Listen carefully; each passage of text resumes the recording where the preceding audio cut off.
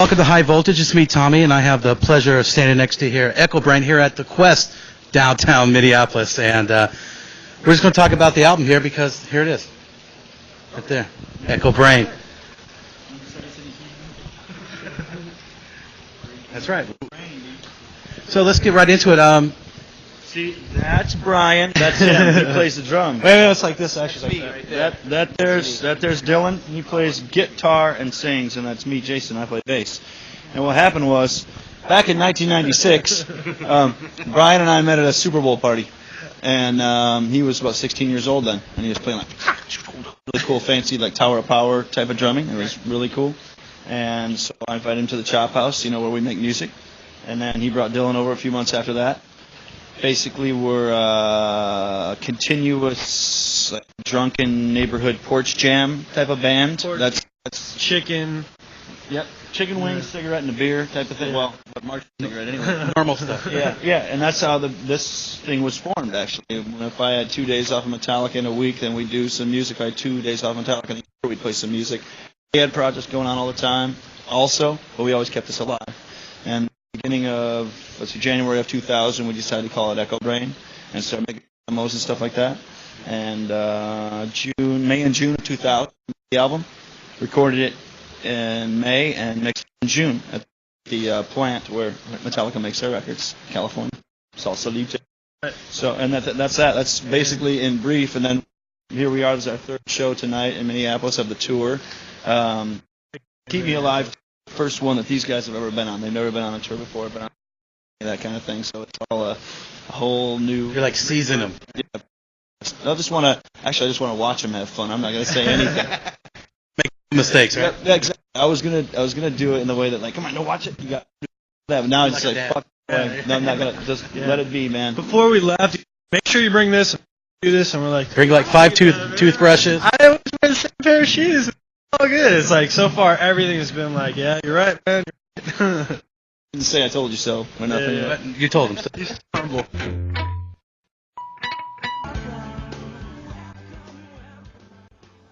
Well, tell us, it must have been, you were 16, like you said, and you went to this party, and you said, hey, there's some drums. You decided to jump on them, or what? Yeah, like my uncle kind of made me go up there and, like, just play. Show them what you can do. Yeah. Totally want to, like, show off. I'm like, I didn't want to go, but just played for a little bit. It was fun. It was, like, it was a Slingerland drum set, I think it was.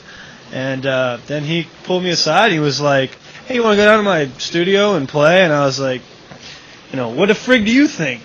Sure. So he said, oh, no, maybe. Yeah, I was like, I'm a little busy. It was actually good because Brian doesn't really come from the school of, Metallica or heavy music or stuff like that. He's trained in jazz music and more into Elvin Jones and Max Roach and that kind of thing than any other heavy dude, So I think he dug the gold and platinum records on the wall. He thought that was a cool thing, like, whoa, like that. But as far as being messed with or tainted by it or something. He didn't have Metallica albums in his collection. He wasn't that kind of a guy, so that was one of the reasons that we got together to begin with and that we stayed together also, was that it was for the right reasons. It was about 96 or so. At that time with Metallica, there's a lot of people kind of coming around trying to get close to you for the wrong reasons, you know what I mean? Right. So when you find somebody that's doing it just for the love of the music and everything, that's something that a lot further and fewer between, so you grab onto it. Well, tell us about, you did, a lot of the songwriting, and you did the vocals. Tell us how you did that. Yeah. From what I hear, it was, you guys did an 8-track, is that right? And then you said, hey, take a listen to it. Kind of tell us about that. Well, we would always be recording and writing music, over at Brian's house, and then when Jason would come back in town, where he'd be have some time available, we'd hang out and jam and shit, and then maybe at the end of the jam, we'd be like, hey, we've been working on this stuff, check it out, what do you think, and because we're doing our own band, our own stuff, and we came back from this one trip we took down to Baja, Mexico, with a bunch of friends. We came back and we got really inspired and just wrote a bunch of songs, like 7 or 8 tunes in a row, and then showed him that one, and then that's the one that had Colder World on it, and then as we went along, we kept showing him stuff, I guess we got more and more comfortable in the studio and how to make music happen, and he caught onto it and he dug it, and he thought, since we've always been hanging out and jamming anyway, try and actually do a real recording of the songs and try and get some structure to the songs and try and really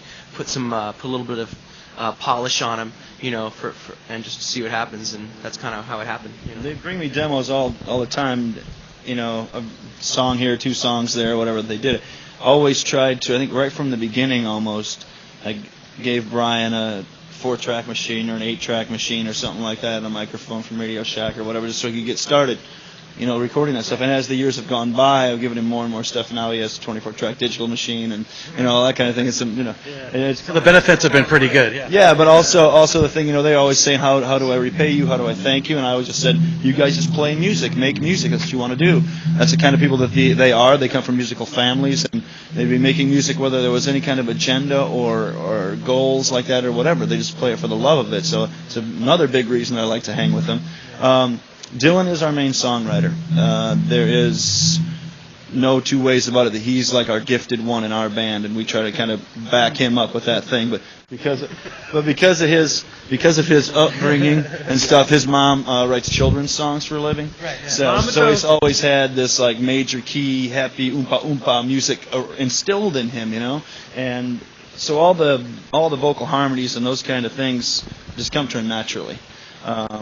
So we just kind of try to back that stuff up, basically. That's what he's humble about it now, but about 50 more shows under his belt. See the performer emerge, the chicks coming out at him, all that. He's the rock star. Once they hear him sing, all that, that's going to be that. And I'm very excited to see that happen. I'm living now, once again, through these guys, being able to appreciate things again that I became jaded to or maybe took for granted over the years, Everything that happens right now is exciting to them. Something does happen every day, 2 or 3 things, even a record company calls or a radio interview or we do this or a photo session or a video or blah, blah, whatever those things.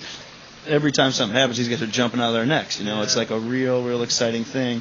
And for me to taste that again and see it through their eyes, it makes me feel very rich and very young again. I've shaved about 20 years off my life. But So that'd make you, 15 again? About 17 years.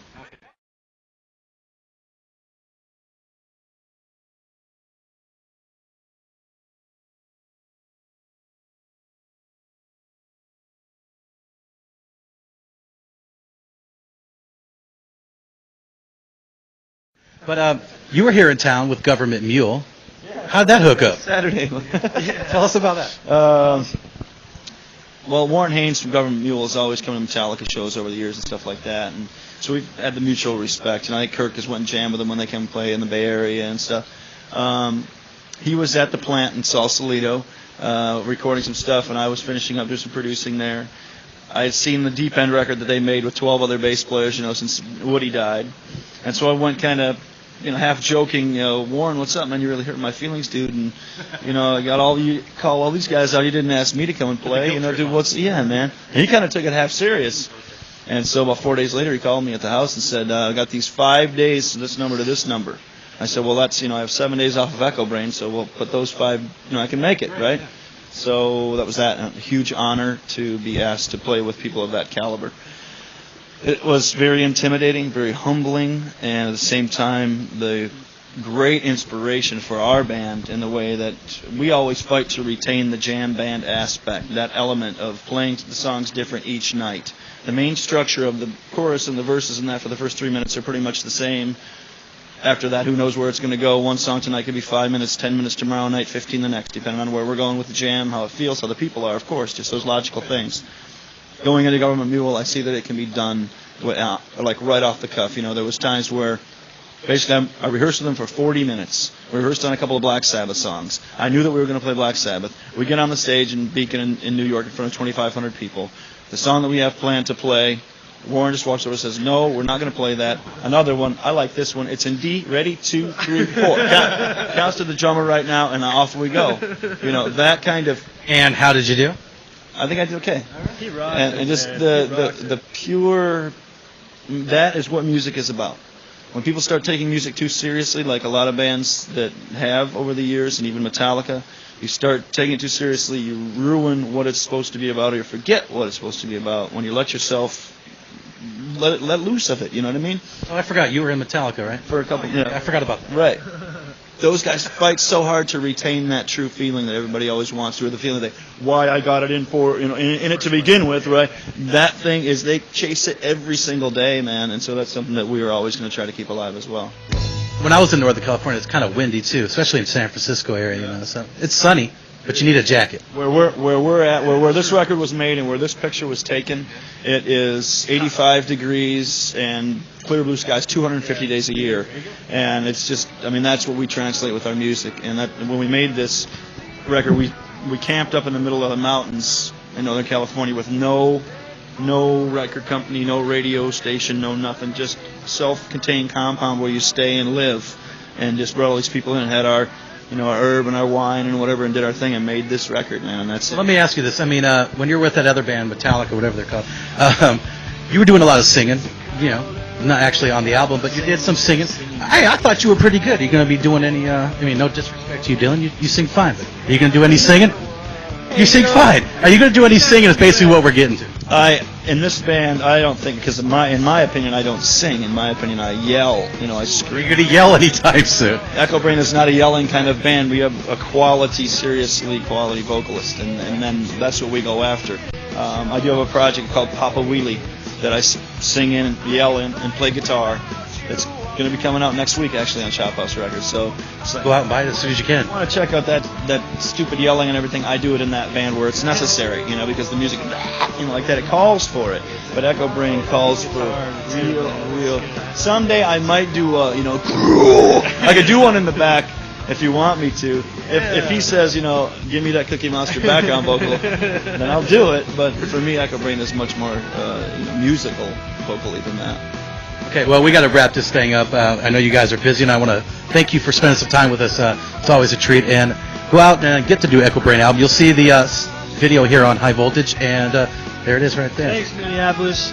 Now, do you want to, plug your mom's label there, the kids stuff? Oh yeah, Magical Music Express, your local Gymboree. That's right. That's right. The wheels on the bus go round and round. The wheels on the bus go round. All right, well, that does it here for High Voltage, and we'll see you guys real soon. Thanks a lot.